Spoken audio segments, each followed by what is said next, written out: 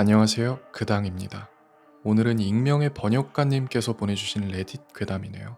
뭔가 여러 가지 사건들이 엮여 있는 이야기인데 재밌어서 막 편집하다 보니까 편집에 힘을 되게 많이 주게 됐어요. 한번 오랜만에 힘이 들어간 영상을 재밌게 봐주시길 바랍니다. 자, 그럼 이야기 시작해 보도록 하겠습니다.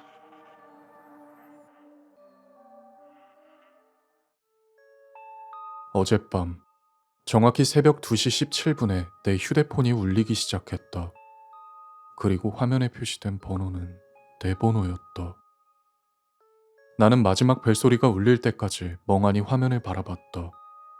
그러고는 전화가 끊겼다.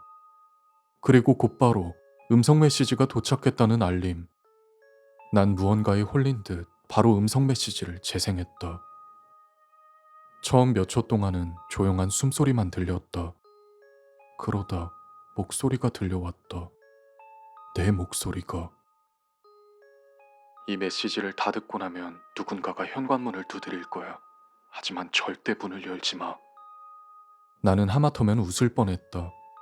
이런 일에 긴장을 했다는 게 참 찐따 같았다고 할까? 흔한 보이스피싱이겠지. 누군가가 번호를 위조하고 AI를 돌려서 목소리를 흉내낸 것이겠지. 약간 섬뜩하기는 했지만 어디선가 들어본 수법 같기도 했다. 일을 할 생각은 안 하고 이딴 식으로 돈을 벌려고 하네. 그렇게 생각하며 휴대폰을 내려놓는 찰나 누군가가 현관문을 두드렸다. 정확히 전화를 내려놓는 찰나에 들린 느리고 의도적인 3번의 노크. 나는 7층에서 혼자 살고 있었다. 건물 입구는 비밀번호가 필요한 공동 현관이 있었고 옆집은 이사를 가서 비어있던 상태. 그리고 무엇보다 엘리베이터가 고장나서 배달도 못 시키고 있었는데 나는 아무 소리도 내지 않고 문 앞으로 다가가 문에 달린 도어 스코프로 밖을 내다봤다. 어두컴컴한 복도. 역시나 복도엔 아무도 없었다.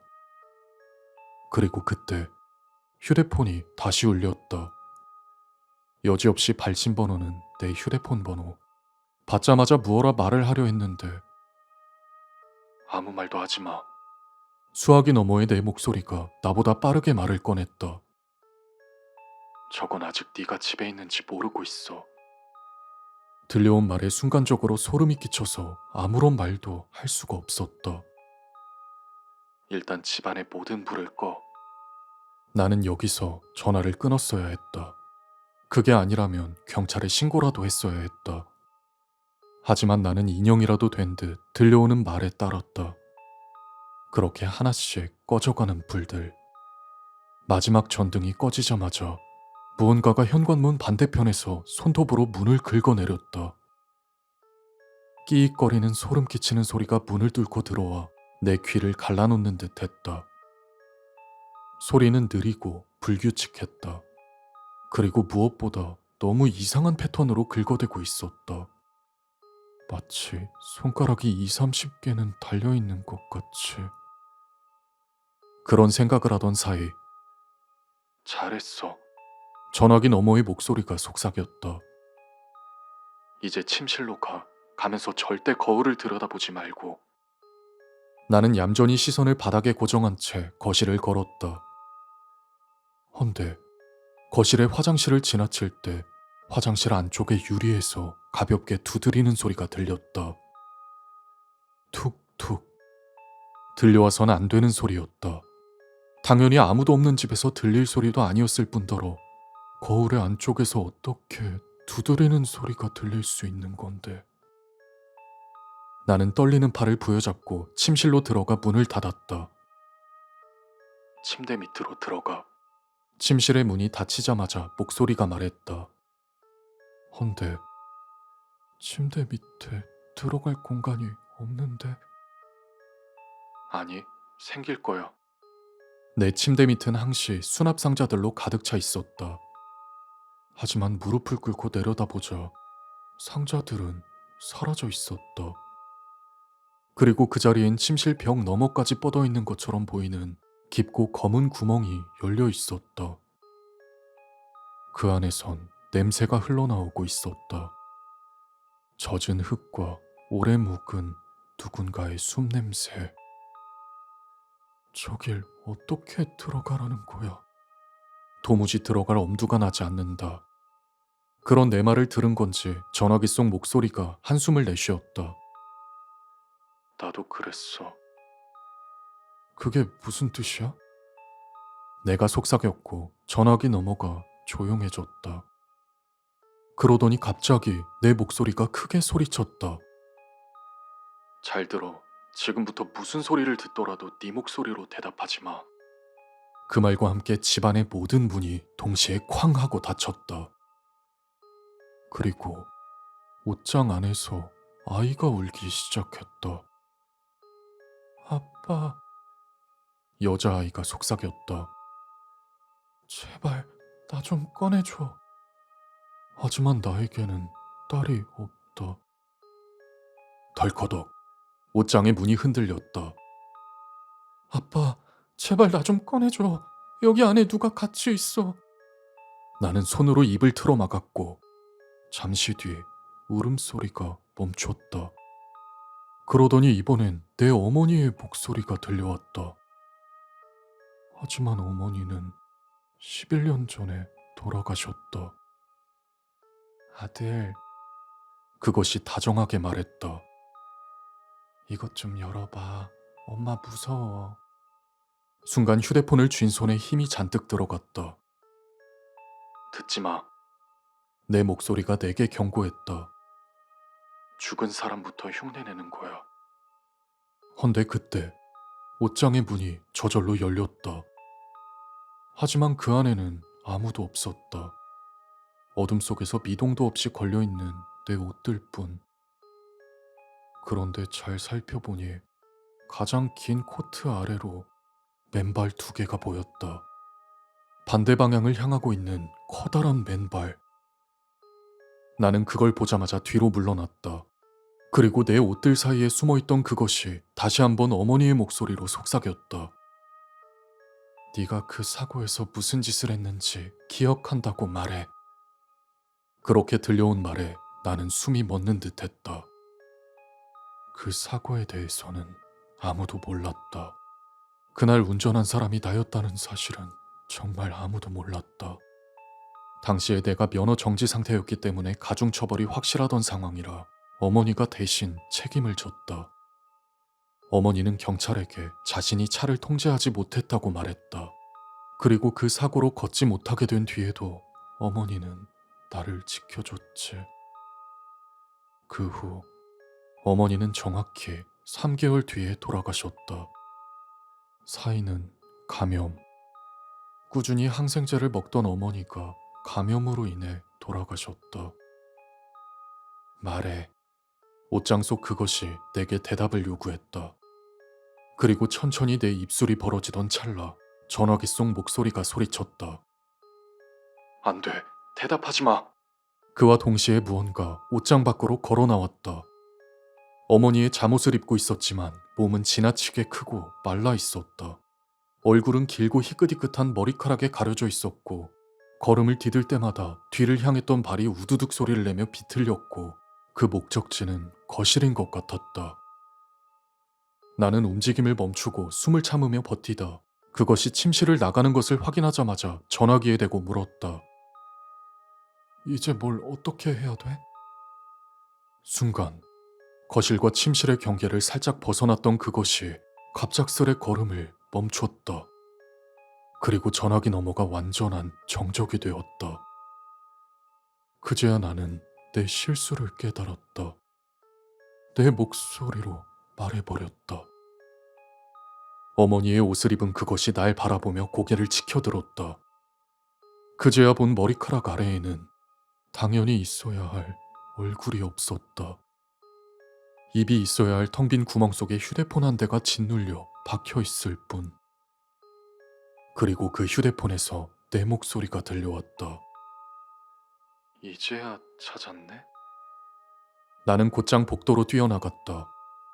그리고 뛰어나가던 중 보게 된 현관 옆 거울 속의 내 모습은 나와는 달리 달리고 있지 않았다.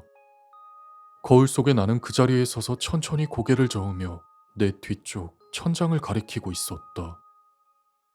뛰던 걸음도 멈추며 그의 손가락을 따라 돌아간 내 시선에 어머니의 잠옷을 입은 그 커다란 무언가가 천장에 붙은 채 나를 향해 미친 듯이 기어오는 것이 보였다.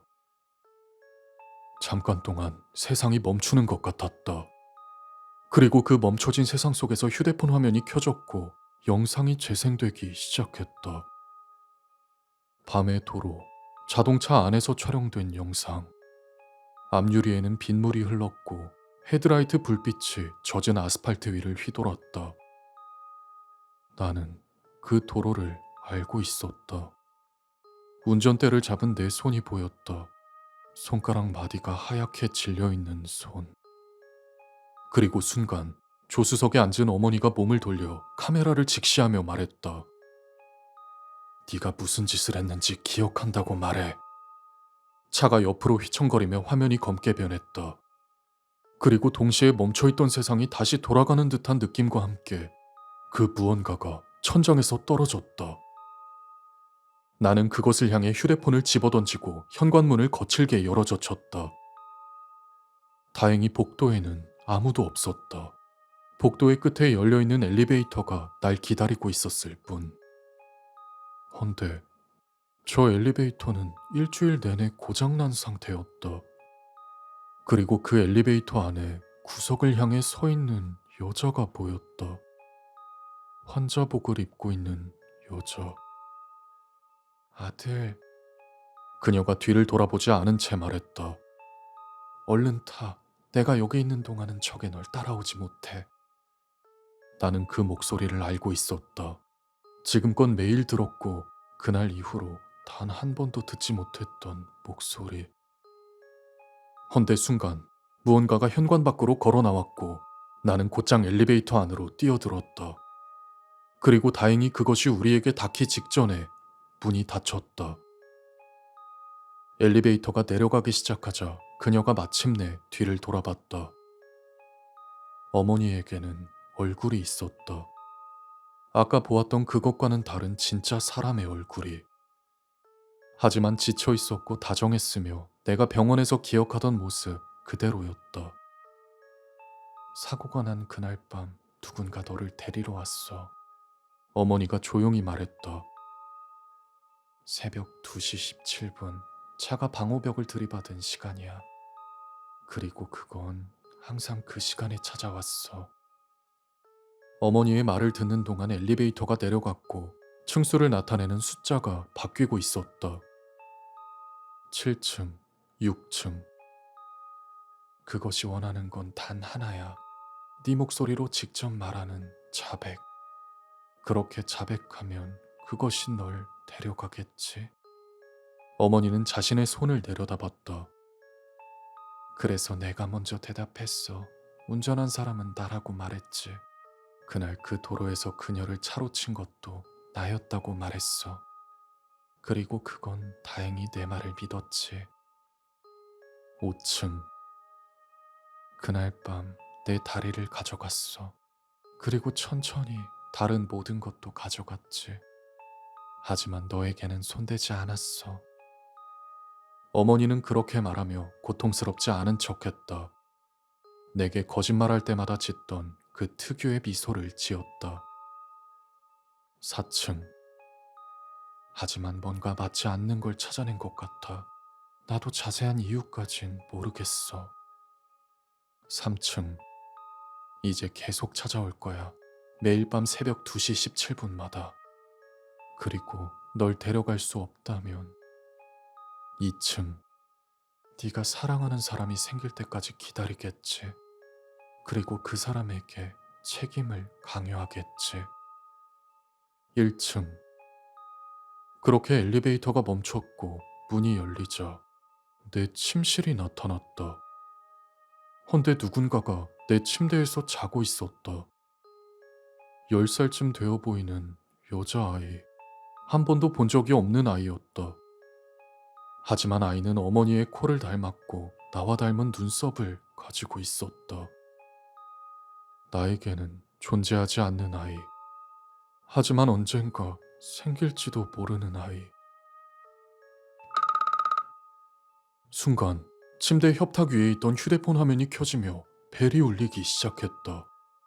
그리고 아이가 전화기를 향해 손을 뻗었다. 과거에 남은 사람이 없으면 미래를 노리는 거야. 내 뒤에서 어머니가 속삭였고 나는 곧장 엘리베이터에서 내렸다. 그리고 아이가 손을 대기 전에 내가 휴대폰을 집어들었다. 운전한 사람은 나였어. 내가 말했다. 나였다고. 도로에서도 내가 죽였고 어머니의 약을 바꿔치기 한 것도 나야. 맞아. 다 내가 죽인 거야. 그래야 그날 내 잘못이 다 사라질 거라고 생각했으니까. 한동안 전화선 너머에서는 아무 소리도 들리지 않았다. 한참을 정적 속에 있다가 만족스러운 숨을 내쉬는 소리가 들렸다. 그리고 차분하고 거의 다정하게 느껴질 정도의 목소리로 대답했다. 이제야 제대로 돌아가네. 침실이 녹아 없어졌다. 아이와 침대, 엘리베이터와 어머니의 얼굴까지 모든 것이 어둠 속으로 접혀 들어갔다. 그리고 그 어둠 속에선 젖은 흙과 오래 묵은 숨 냄새가 났다. 나는 침대 밑에서 이 글을 쓰고 있다. 이게 누구의 침대인지는 모르겠다. 이 아래의 공간은 정상적인 크기보다 훨씬 넓었고 아득히 높은 곳 어딘가에서는 한때 내 것이었던 아파트를 걸어다니는 발소리가 들리고 있다.